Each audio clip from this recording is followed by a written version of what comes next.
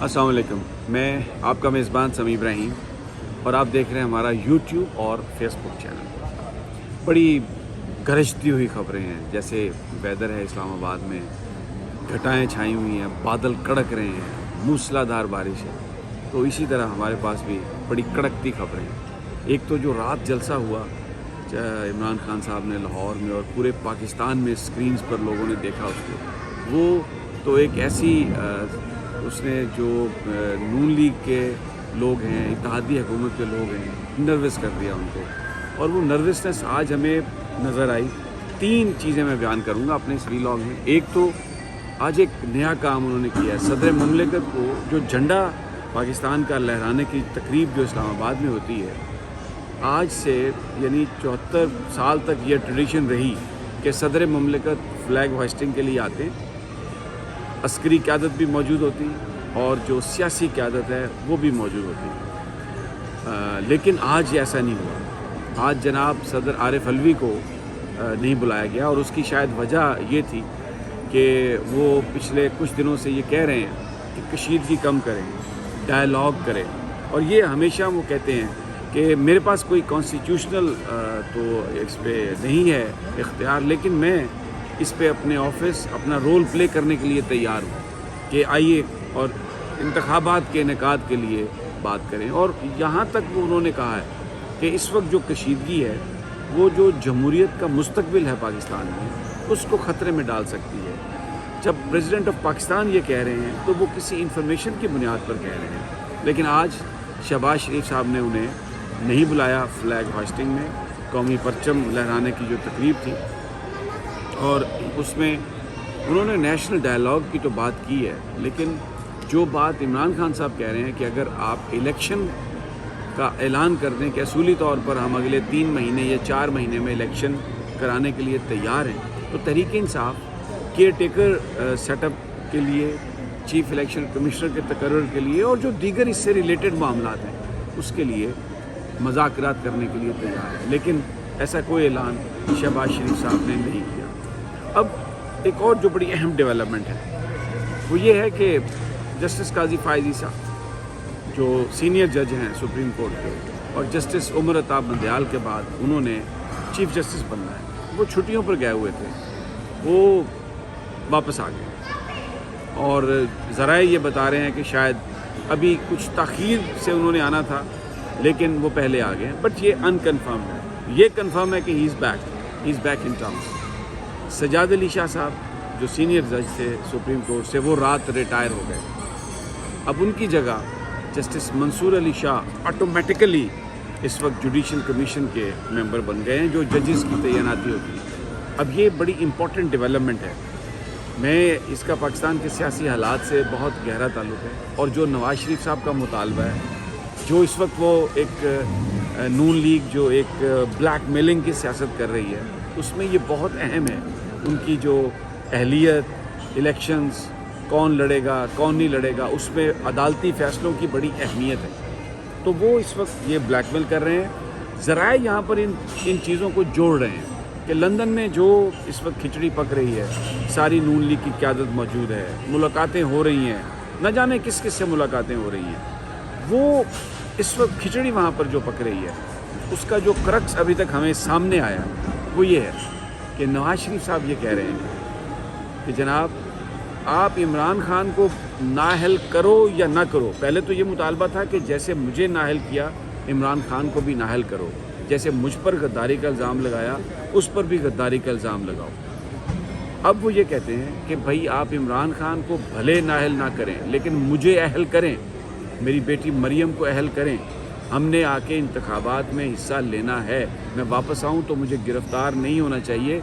मेरे मुकदमात जो हैं उनको आप पीछे रखें, और मुझे वो जो कहते हैं ना कि लेवल प्लेइंग फील्ड, उनके नज़दीक ये है कि उनके जो करप्शन के चार्जेस हैं वो ख़त्म हो जाएं, और वो इस पर ब्लैकमेल कर रहे हैं। अब इसका बड़ा ताल्लुक़ है सुप्रीम कोर्ट में जजेस, क्योंकि हमज़ा शहबाज ने ये दे दी है नज़र सानी की दरख्वास्त कि डिप्टी स्पीकर की रूलिंग जो है उसको जो गैर आइनी करार दिया है सुप्रीम कोर्ट ने, उस पर फैसले को रिवर्स किया जाए।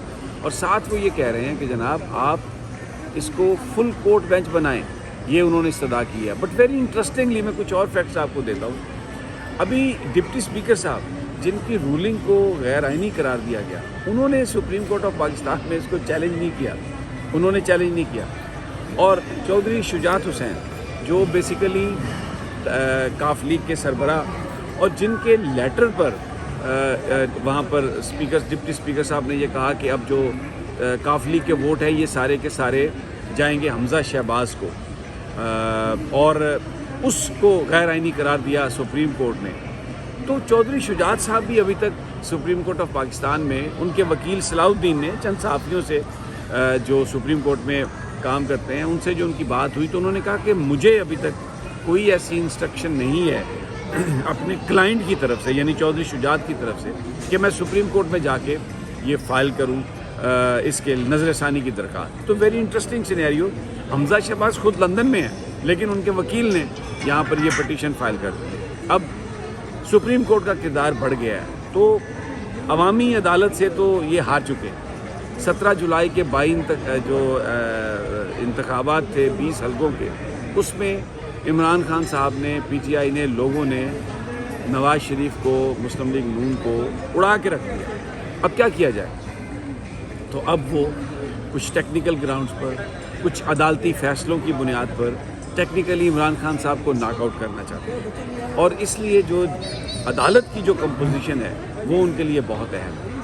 اٹارنی جنرل آف پاکستان جو اشتر اوصاف علی، وہ استعفیٰ ان سے لیا جا رہا ہے اب، اور ان کی جگہ جس شخصیت کو اٹارنی جنرل بنایا جا رہا ہے وہ ہیں جناب عرفان قادر. ہمارے دوست ہیں لیکن جو گفتگو وہ عدالت میں کرتے ہیں، جس طرح کے الفاظ وہ استعمال کرتے ہیں، جس طرح ججز کو اگر میں یہ کہوں کہ وہ زج کرنے کی کوشش کرتے ہیں تو یہ غلط نہیں ہوگا. ان کا رویہ انتہائی عدالت میں قابل اعتراض رہتا ہے. ان کو اٹارنی جنرل بنایا جا رہا ہے اور وہ اس جوڈیشل کمیشن کے ممبر ہوں گے بطور اٹارنی جنرل جہاں پر ججز اپوائنٹمنٹ کا فیصلہ ہوتا ہے. اور سجاد علی شاہ صاحب کے جانے کے بعد منصور علی شاہ صاحب آ گئے، قاضی فائز عیسیٰ صاحب آ گئے، اعجاز الاحسن صاحب ہیں، عمر عطا بندیال صاحب ہیں. تو اب جناب وہاں پر اٹارنی جنرل اور وہ جو بار کونسل کے نمائندے ہیں اختر حسین، اور اس کے بعد وزیر قانون.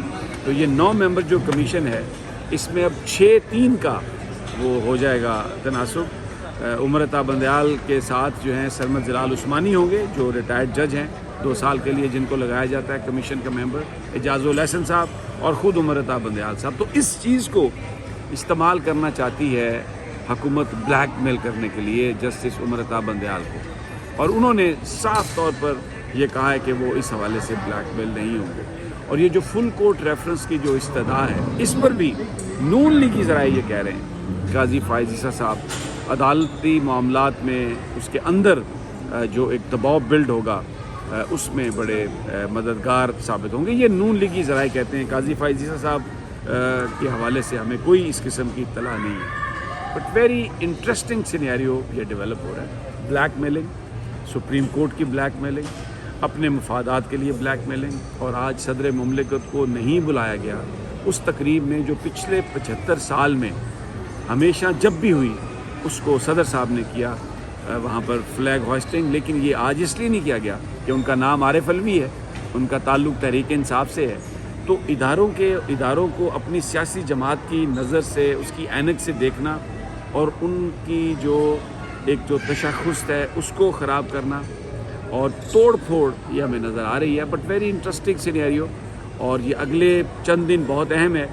فوکس یہ ہے کہ ٹیکنیکلی سب سے پہلے الیکشن کمیشن میں عمران خان کو ناک آؤٹ کیا جائے، ڈسکوالیفائی کیا جائے، اور پھر سپریم کورٹ میں اگر جب کیس جاتا ہے تو اتنا زیادہ سپریم کورٹ پر پریشر ڈالا جائے، اتنی زیادہ بلیک میلنگ کی جائے، اتنا زیادہ ججز کے خلاف سوشل میڈیا پر ان کو زج کیا جائے کہ وہ عمران خان کو ریلیف نہ دیں.